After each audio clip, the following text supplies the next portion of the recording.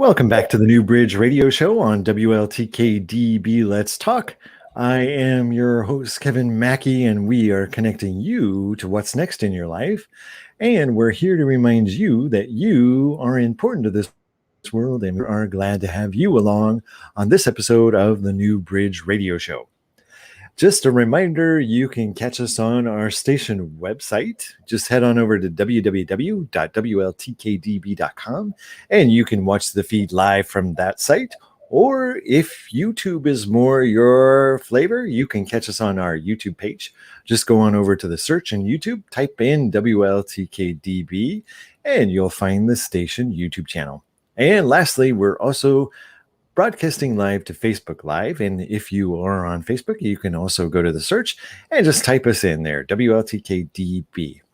If you would like to get in touch with the New Bridge Radio Show, you can always email us at thenewbridgeradioshow@gmail.com.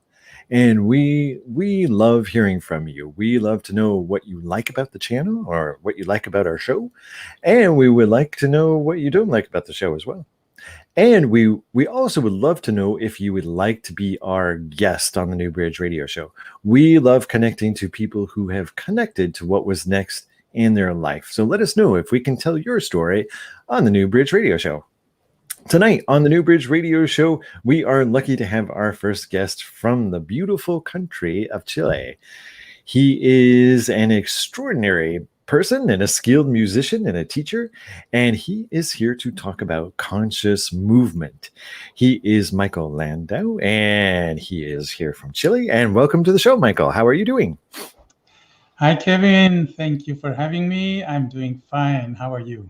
I am excellent, and I am so privileged to have you here on our show. Like I was saying before we started, you are our first person from Chile. The first person from Chile.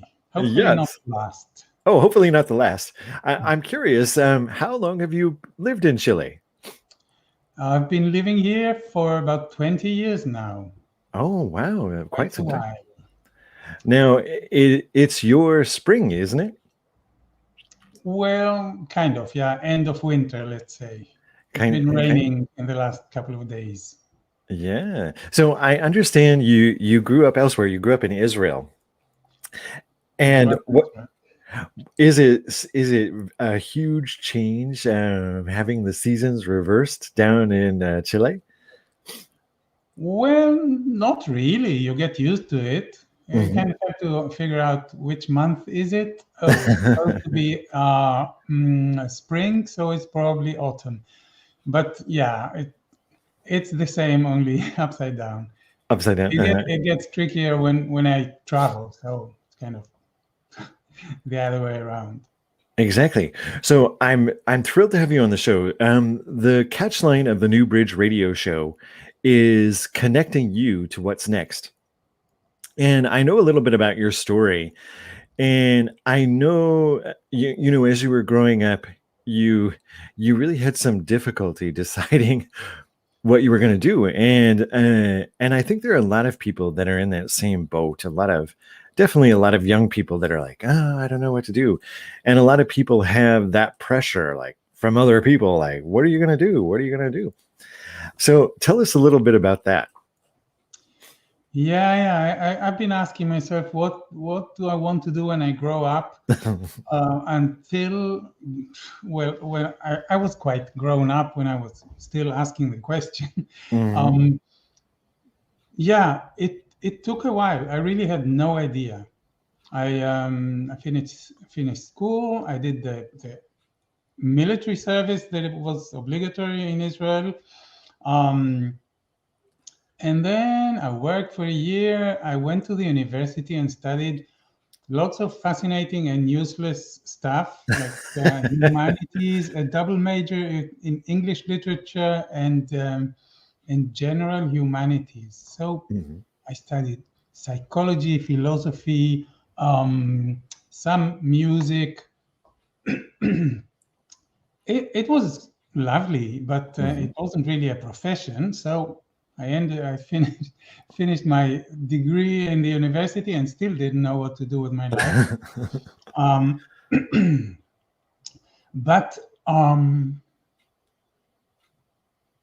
Yeah, I was 28 when I started studying a profession. I've been playing the piano since I was very young, since I was 7. I never thought of making it a profession. I mean, I Hmm. really enjoyed it. I wasn't this passionate kid who only wanted to play the piano the whole day. Not at all.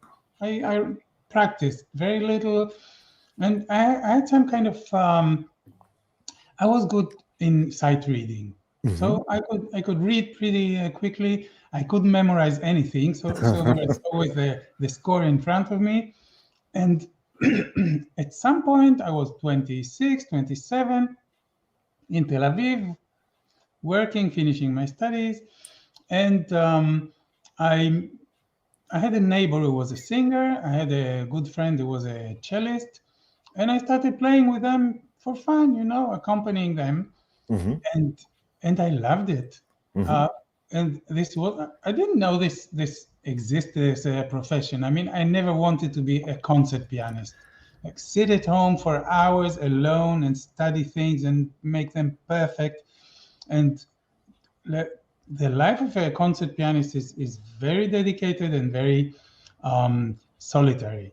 Right. This wasn't me at all. But when I started playing with people, um, and it is something completely different, and it's a different line of work. I mean, you still have to play the piano, but you work with other people. There's always a dialogue. There's always communication, and I found out that there are some places where you can actually study to become an accompanist at the piano. There is a specialization.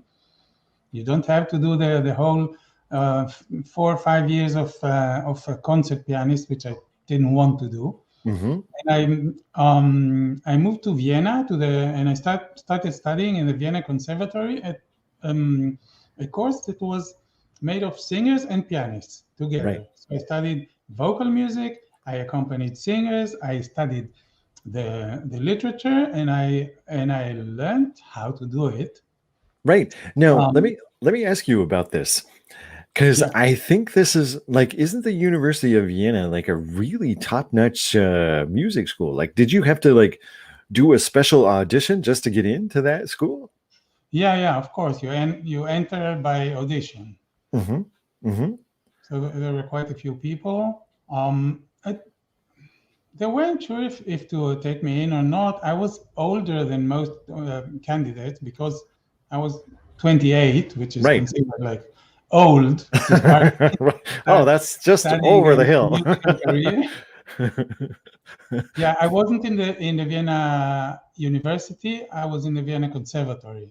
Conservative. This was kind of a parallel, also a school with a couple 100 years of tradition. It's a good school. Exactly. Now, were they really strict in that school? Like, did you have to, like, did you have to work really, really hard? Um, it was it was hard work. Hmm. I had to learn German. Yeah. I didn't know any German when I got there, Hmm. but the teacher of this course was an American pianist.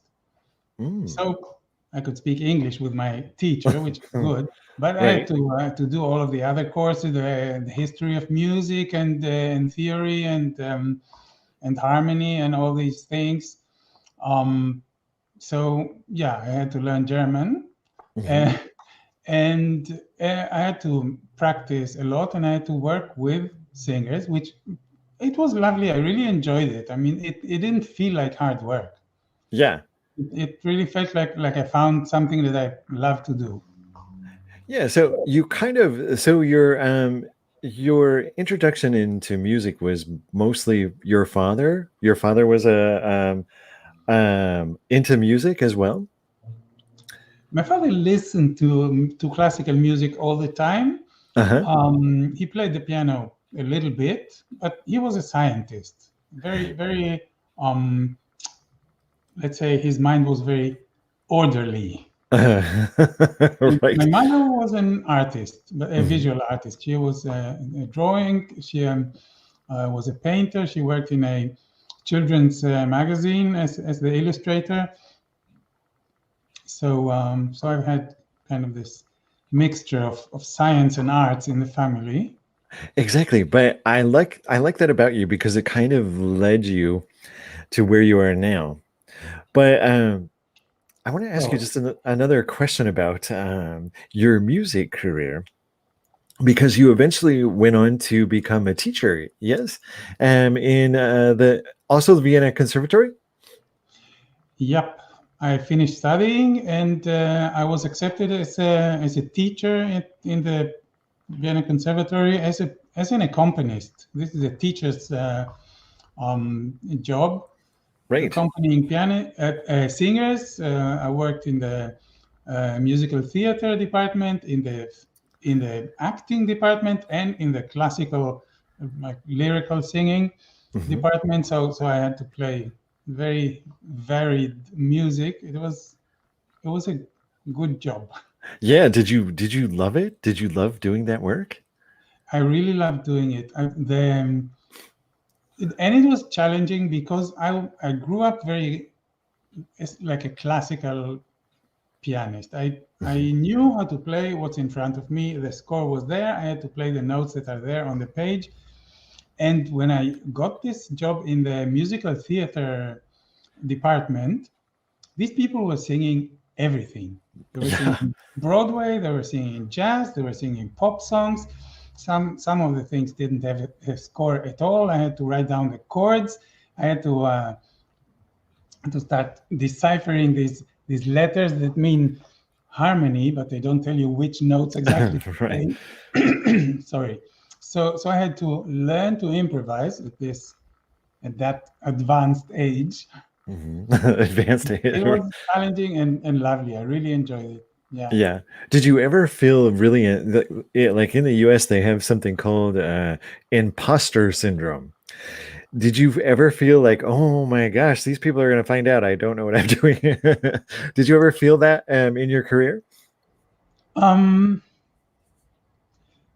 yeah, probably. I didn't call it that or didn't feel it exactly that way. Hmm. I Hmm. just felt inadequate. Like I don't really know how to do it. I know how to read a score, which was very beneficial. I could do most of the job easily because I had good sight reading, which is Hmm. a great asset for this line of work. I mean, people came to me with their score, they put it on the piano, and I could accompany them right away, and that was good. Exactly. So in this career, as a professional, or well, really a professional musician, you started at some point. You started going connecting spiritually. What brought that on? What kind of made you go, there's something to this? Um, I was always spiritually curious. Let's say Hmm. I always felt that this view of, especially my father, who was this kind of old-fashioned scientist. If you can't see it, if you can't prove it, if you can't observe it, it doesn't exist. Hmm. So he was very skeptical of anything. I grew up without a religion, really. My parents weren't religious in any way, and I missed, I don't know, some aspect of reality that I felt was there, but I didn't have any access to it. Hmm. Hmm. So it started with my reading. I read all of the Don Juan books, Carlos Castaneda, when I was, I don't know, 17, 18. Um, I, I was curious. Hmm. I looked into meditation. I looked into whatever I could come across in Tel Aviv of these days. It wasn't particularly. It was a very secular environment, Oh, that's but interesting. I'd say I was a seeker. Uh-huh. Tel Aviv is more secular. That's interesting to me, because it seems like It's a pinnacle of religion. Not Tel Aviv, really. Tel Aviv is kind of an island that is With different from the rest of Israel, and and I grew up in the north of Tel Aviv, which was kind of a secular people. My classmates was also sons and daughters of people who came from Europe, from all over the world. It was very mixed, very varied, and it wasn't. Well, I wasn't in a religious school. I mean, Israel is a Jewish country, so the holidays are the Jewish holidays, and this is kind of the background. You learn the history of the Jewish people, but Judaism is strange. It is not just a religion. It is also it is a people. Let's say, I don't know how to call it. It is an ethnic belonging. So I really grew up without a religion. yeah, we're so here in the United States, Michael, we're starting to learn more about it. They have a show that is on Netflix called Unorthodox.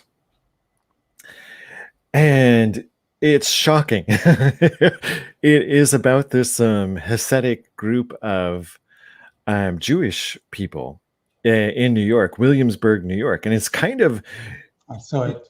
It's kind of a very close-knit community with different beliefs and values. And oddly enough, the protagonist in that show goes to Berlin to become a musician. Yeah, I saw it. Yeah, but this world, the Hasidic world, the really Orthodox Judaism was something out there for me. I knew it existed. We could see the people on the street, but it hadn't. I wasn't part of it in any possible way. Yeah. Most of us I never even knew it existed until this, and we're like, oh, this is what it is. And it's fascinating. It is fascinating to watch that culture and watch everything that we thought we knew, we really didn't know. And so, I love that it's kind of broadening our view of the world. Here in the United States, we are very ignorant, and I'll be the first to admit it. We're very ignorant of the rest of the world. Like, people probably come see Americans and they're like, they don't know anything. Yeah. You think the other coast is the end of the world. Right, exactly. That's exactly how we look. Well, I can't. There's the border of Canada. I can't go any further. So, that show is interesting. So, as you were working your music career, and was it that that time period where you started to understand movement, where you started to think, there's a reason for this, and there is, you were starting to see kind of a mind-body connection? My love affair with movement was kind of parallel to my love affair with music. And it started by chance, really. I'm a Feldenkrais practitioner. Feldenkrais, some people in the United States know what it is. There are quite a few practitioners, but it is still a kind of an alternative method. But it was born in Israel. So there's a lot of Feldenkrais in Israel. And I had a friend, one of my circle of friends, who was a Feldenkrais practitioner. So we had a group of friends, and we met once a week. We did a class. So you lie on the floor, you move slowly, you pay attention to small details. It is a very a special and unique way of moving and exploring movement. And then we would go out and have a beer or go to a movie. So that was my first encounter with Feldenkrais. And then this friend told me, this was when I was just finishing my studies at the Vienna Conservatory. She told us that she's going to be an assistant in a training in Jerusalem. And I said, I want to go. I had no idea why, really. No idea. What I knew was that I lie on the floor, I do movements for an hour, I get up and I feel good, but I had no idea what was behind it, what was the thinking behind it, what it meant. So this was kind of an intuition. I want to do it, didn't know why, and I started the training. So I took it's a 4-year training, it's very intensive, and it's a process that you do with yourself. You do a very deep exploration of yourself in movement or through movement to become a practitioner. So, and then when I became a practitioner, it was kind of a second job. I gave classes occasionally. I worked as a pianist, as an accompanist. So this was kind of in the background. And about 3 years ago, I decided to quit the university. I've been working in the university here in Chile since I came here as a pianist in the Music Institute in Valparaiso. And I decided to quit. That's enough. 30 years at the piano with students.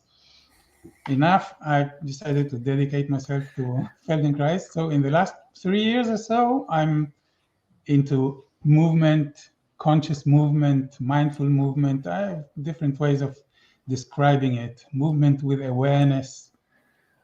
Well, I definitely have more questions for you about this, but we're going to have to step away for just a moment and just take a quick break and hear from our sponsor. And we will be right back on the New Bridge Radio Show.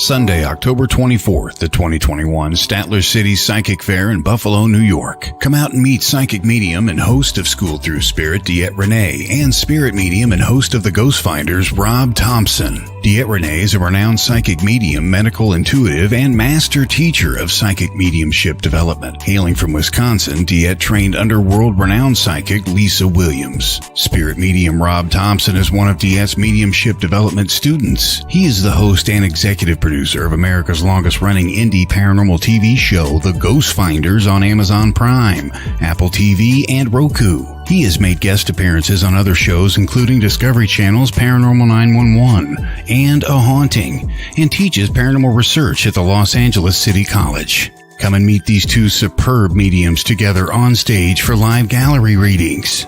Remember, Sunday, October 24th, the 2021 Statler City Psychic Fair. Get your tickets now at StatlerCity.com. That's StatlerCity.com. Doors open at 1, close at 6. Gallery readings, tarot cards, and more. Statler City Psychic Fair. Tickets at StatlerCity.com.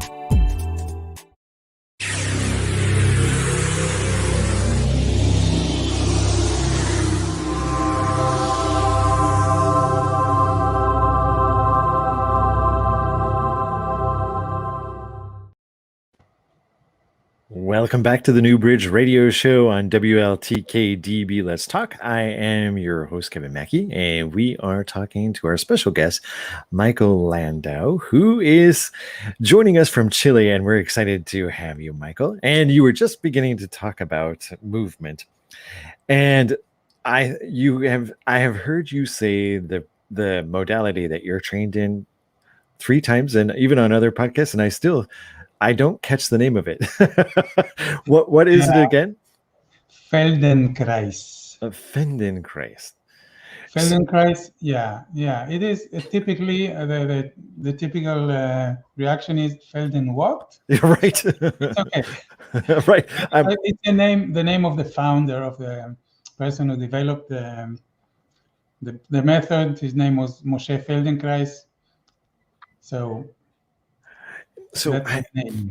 I'm curious about the movement.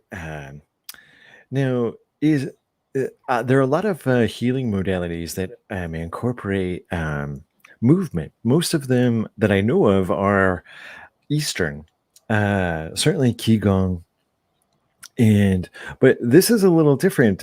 Is all of the movement while you're laying down, or does it incorporate a lot more? So it is not really a therapy. It is not a therapy in movement. It is seen more as an educational method. So it's in the family of somatic education, which Okay. means like a process of learning that involves all of you and the body. So movement is a kind of a doorway into knowing ourselves better, understanding how we work, how we can improve. It opens the possibility for healing too, but it's not a therapy. I don't treat symptoms really. I help people organize themselves better so that they can be more efficient, more healthy in the way they act, do better whatever it is that they want to do. And the classes are either a group class, which is typically with a mat on the floor. It can be lying on your back, on your belly, sitting, standing, but mostly we do it lying on the back because this gives us the opportunity to reduce the muscle tone and not have to deal with gravity and with balance. So this allows you to look more closely at small details of what makes you tick. This is fascinating. So when you started doing this, when you first started doing this, was there a particular movement you were like, oh, wait a minute, there's something to this. There's something that I just experienced something that made me feel a lot better. What was that like for you? Well, I've been doing classes like once a week for quite a few years when I was living in Tel Aviv, and the classes are always different. Each class is different, so you never repeat anything, and the possibilities of exploration are really infinite. I keep doing classes, and different teachers invent new classes and explore new things or explore the same things in new ways. It is fascinating. So you don't really learn a specific way to do things. You learn a way to observe yourself. And what you really practice is the skill of awareness. You become much more precise in observing yourself in action. You notice smaller details, and you actually open options. You open movement options, and you open options in your life, because movement is just one aspect of our whole being, and this method is very clearly holistic. It doesn't treat movement as a mechanical thing. It is our way of being. What is curious about it is, as far as movement goes these days, everyone is kind of stuck in the same little space. We've all been quarantined for a year now, a little more for some of us. And so we're in these little spaces just doing the same repetitive movement over and over again. And as I'm learning about what you're teaching people, you're teaching people how to kind of release that this new daily work, terrible, sit in a chair and type all day energy. Is that kind of how you see it too? Well, the thing that I see all around me and in myself is that we move too little. Yes. It's very clear that we evolved in movement. Movement becomes clearer and clearer with each new research. But movement makes you healthy. Not moving makes you sick. So So we need movement. This is something very clear. And something that I discovered, and it's really surprising in the COVID era, is that people around me, in spite of being at home, so they're supposed to have more time, are even more stressed, have even less time than ever, and well, if they don't even have to go around the corner because you can now call for food to come to your door, they really don't move. So, so of course, we need exercise and we need movement. What I developed in this last year and a half, and this is not the typical way of doing Feldenkrais, is because I moved to the screen and I started teaching in Zoom.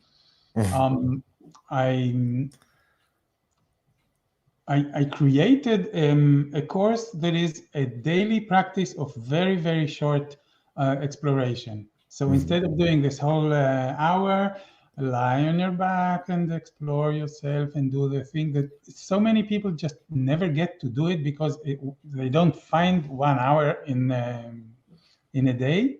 Right. So I developed this course that really works well online because nobody will come to my studio to do a 3-minute class. But Right. at home, you just turn on the video, do your 3 minutes and go on with your life. Really, there's no excuse. You can do it and you can do it every day. You can always find 3 minutes. And surprisingly enough, I wasn't sure this was an experiment. It worked wonderfully. Really, 3 minutes is enough so that something happens. By the end of the 3 minutes, you feel a difference, which means something happened, something changed in your brain, in your way of organizing yourself. We can do a 3-minute session if you want. This can be a part of our interview. I can lead you through 3 minutes of movement. This is a possibility. Oh yeah, we would definitely. Yeah, I would like to know because we do. We work at. I do a work at home job like everybody else, and it's just sitting. But I got to tell you this. I think that when your physical body is experiencing kind of stagnation, it definitely affects your emotional body as well. It affects your emotions and how you're feeling. Which when you mentioned people feeling like they don't have time, I was like, that's why, because people are just sitting and kind of collecting this terrible energy in their body because they're not moving. So if you want to show us just one thing that can kind of help people move that away or change that, what's one thing they can do that's simple? I can do with you a sample session. The trick of this kind of work is that you do something different every day. I cannot give you a trick like do this and repeat it every day and you'll be fine. It doesn't really work that way. But it can show you how simply by paying attention to yourself and just giving yourself 3 minutes of taking care of yourself, like you dedicate 3 minutes to your well-being. Yeah. And if you do it every day, something changes and it accumulates. It becomes a habit, and this is nice. the whole idea. Oh, so walk us through like what's something we can do to release all this terrible energy. Okay, so you and anybody who is watching or listening to this, just sit a little forward in your chair, in the front of the chair, so that you don't lean back. All right. Hold yourself normally. Don't try to make a good posture. Just sit up. Okay?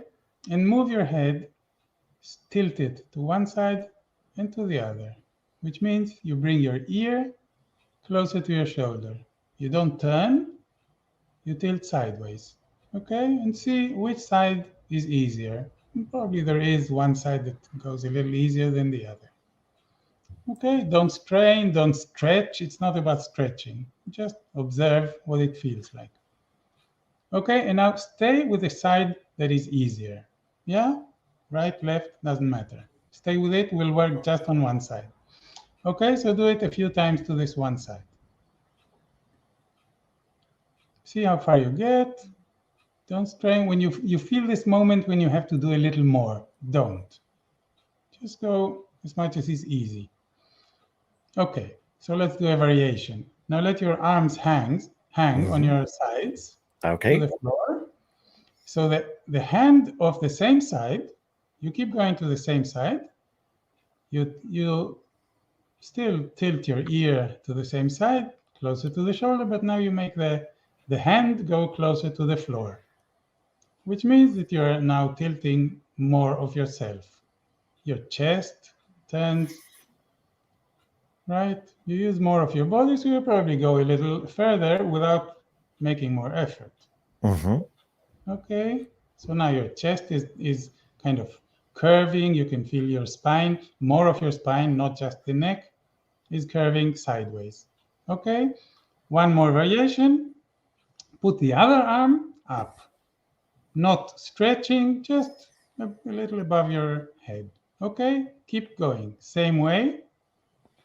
You tilt the ear to the side, you lengthen the hand closer to the floor, the same side, and the other hand, now bring it closer to the ceiling. At the same time, you keep going, coming back to the middle.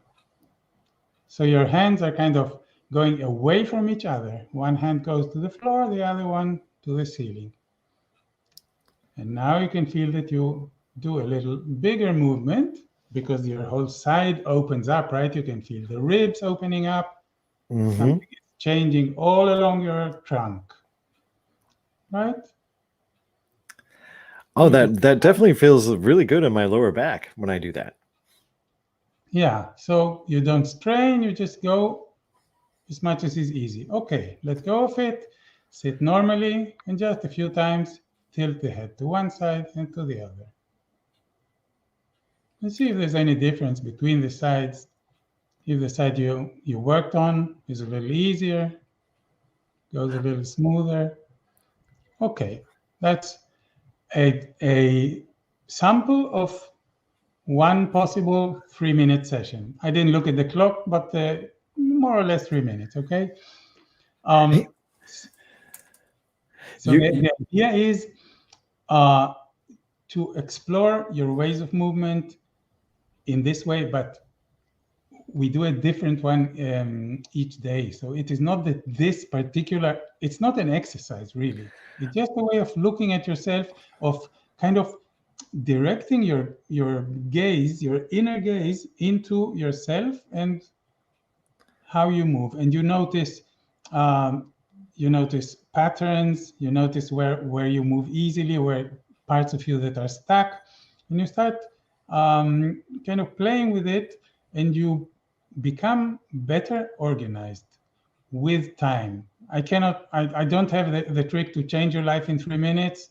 No, I don't know how to do that. But if you do something like this every day, so as a general suggestion, I would say do anything at all. Just move for 3 minutes a day like this. Do only what's easy. Look at what you're doing. Look at different parts of your body as you move. Make sure you are breathing. Just observe yourself. And of course, when you do it with a guide, I created I have 180 sessions of 3 minutes movement that are all different. So it's been going for 6 months with my pilot group. Nice. But the idea is this: just dedicate 3 minutes to yourself. Nobody does it. Yeah. But it is important. I'll tell you something about movement. So I used to work. There's this shift in the United States called the graveyard shift. And I used to work in a network operations center with lots of computers all through the night. And I did it for a number of years. And when it was just repetitive movement and lots of stress. And when when I left that, I really had no idea how much stress my body had been holding into it from all of the, working in that environment and being in the dark all the time, being awake when everybody else is asleep. And when I left, I started walking just walking in the forest.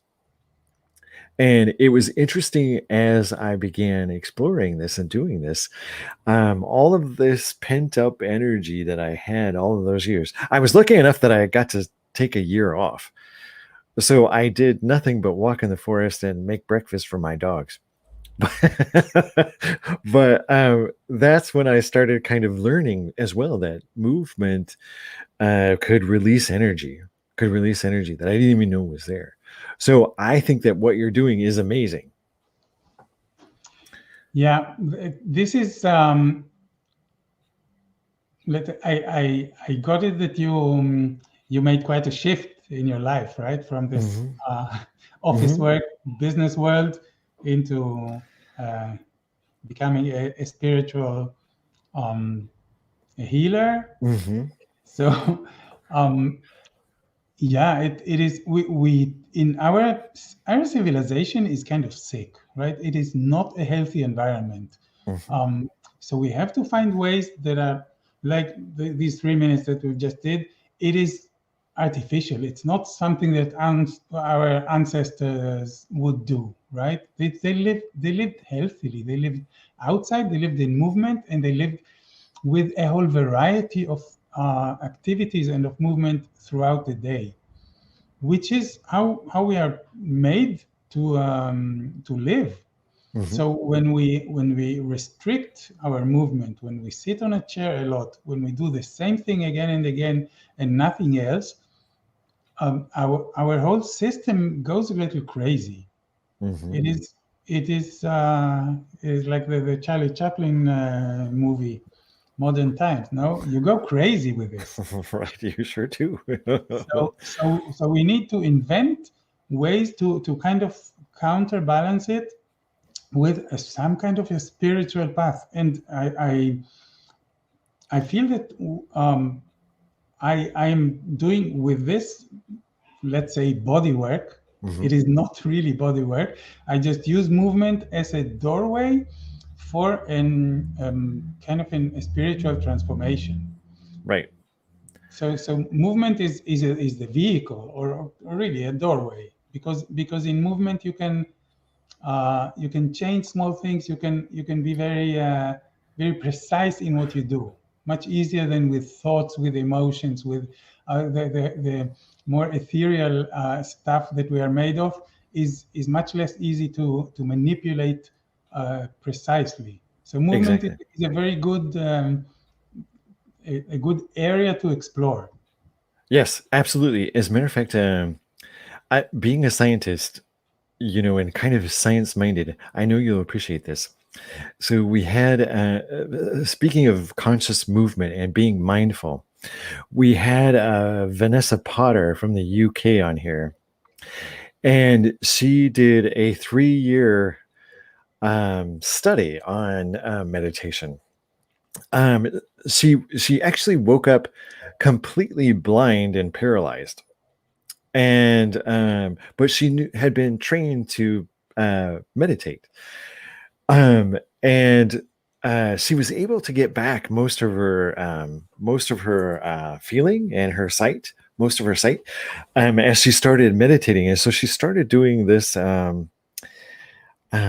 study through the University of Cambridge on brain waves and how not just meditation but movement as well can create different brain waves and different moods.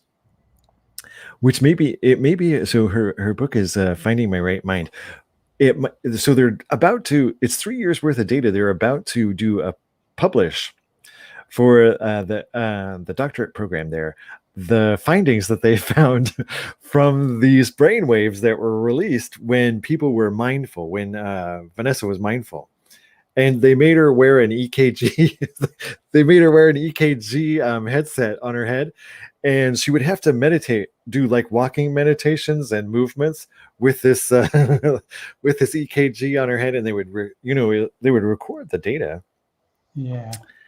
And it's a tremendous amount, and it kind of lines up with what you're discovering and what you're teaching about movement. And movement on a conscious level lets you access brainwaves, theta brainwaves, which can definitely make you feel much better.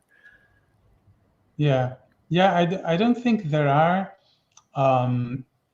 there is any research of Feldenkrais with EKG because it is expensive and it is an alternative. So nobody invests money in it. There are some research of a kind of questionnaires and pain levels, and it has lots of already researched effects. But I am sure that brainwaves change when you do this kind of mindful movement. Oh, Because absolutely. it is a mindful practice. It is not a repetitive movement that you just do mechanically, because it doesn't make any sense. You move slowly and watch yourself closely, and you are entering a mindful state of mind. So it's meditative, really.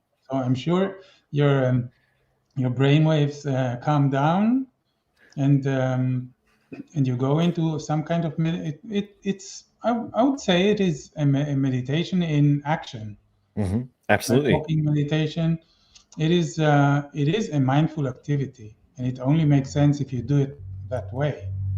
Yeah, I'm excited. I'm excited for this for the study, because it kind of shows that we really do have a lot of opportunity when we can be still. And it is a way that we tap into resources that we have in our built into the way our brain works and our mind works.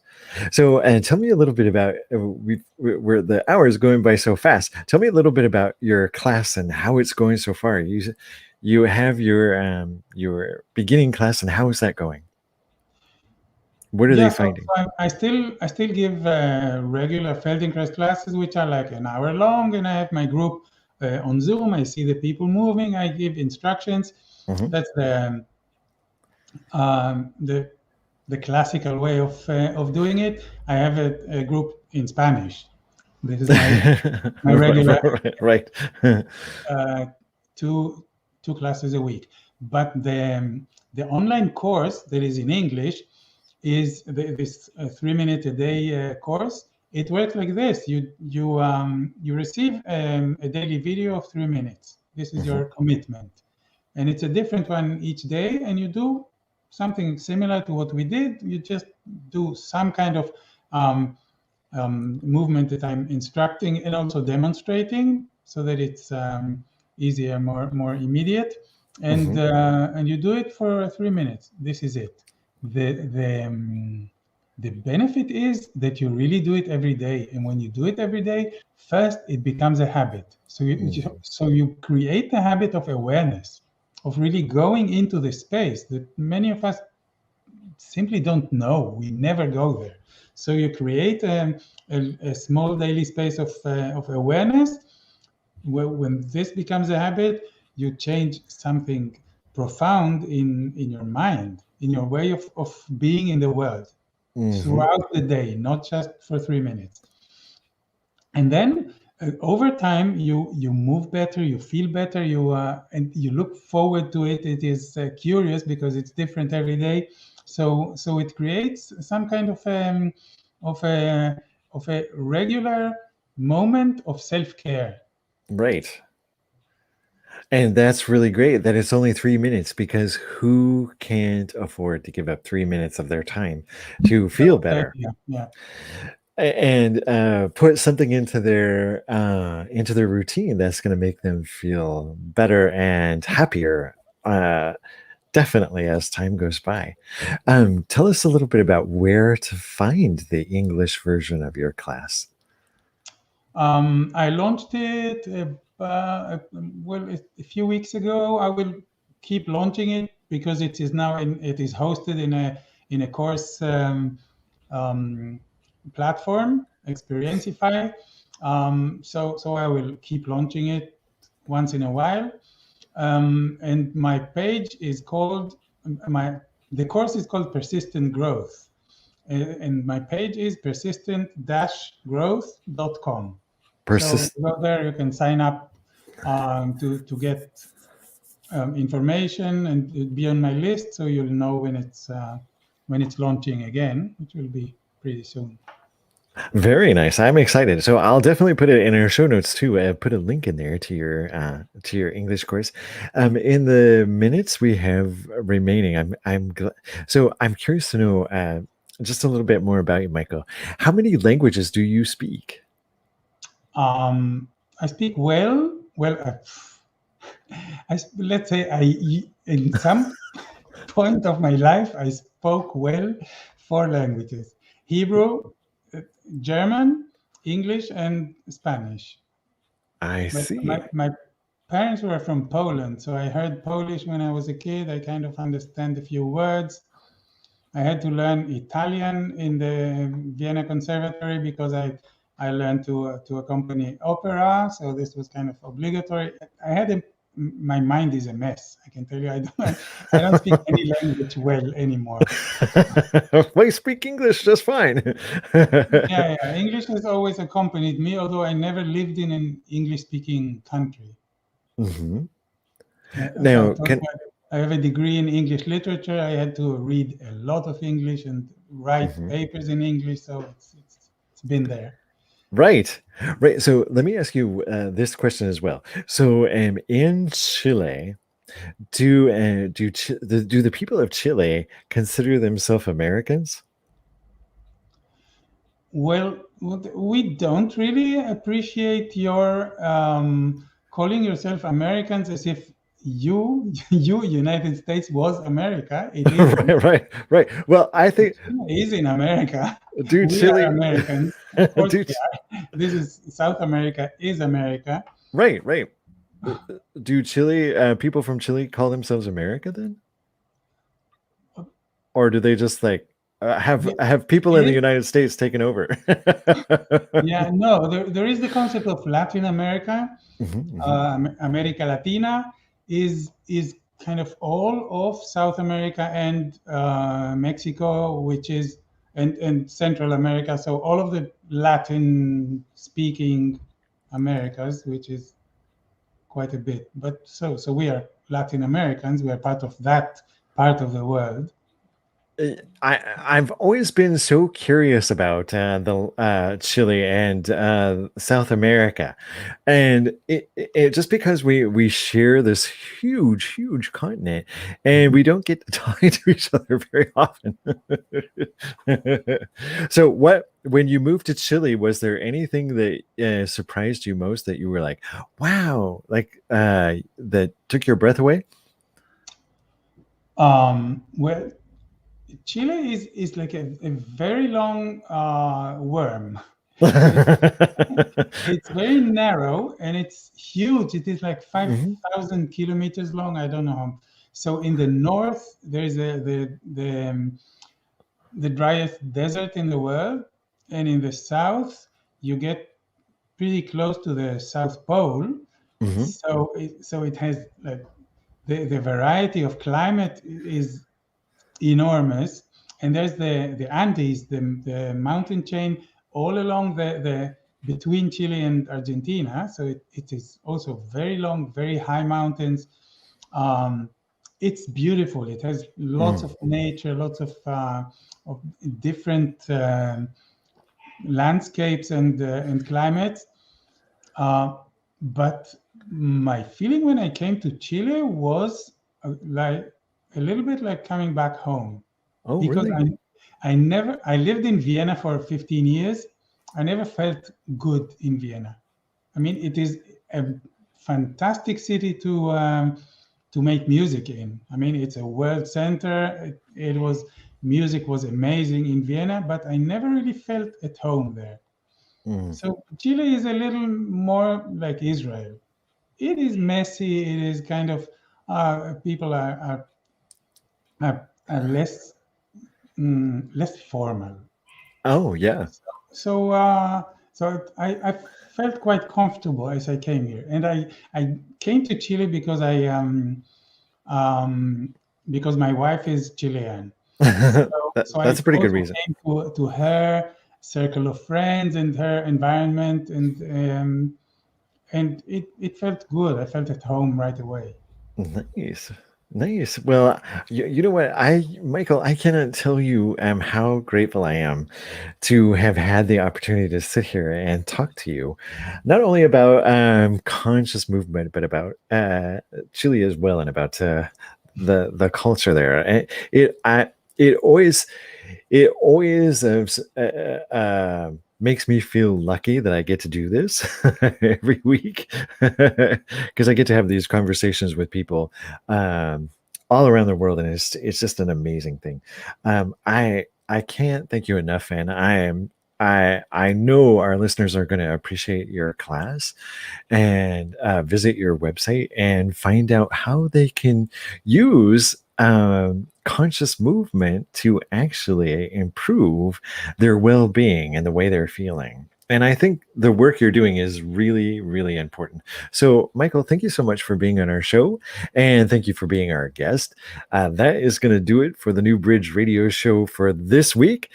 Tune in next week when we will have Barry Roberts as our guest. She has an amazing survival story, and we'll be talking to her about that and how she became a medical advocate for people dealing with cancer. So we'll see you next week, and thank you for tuning in to this episode of the New Bridge Radio Show.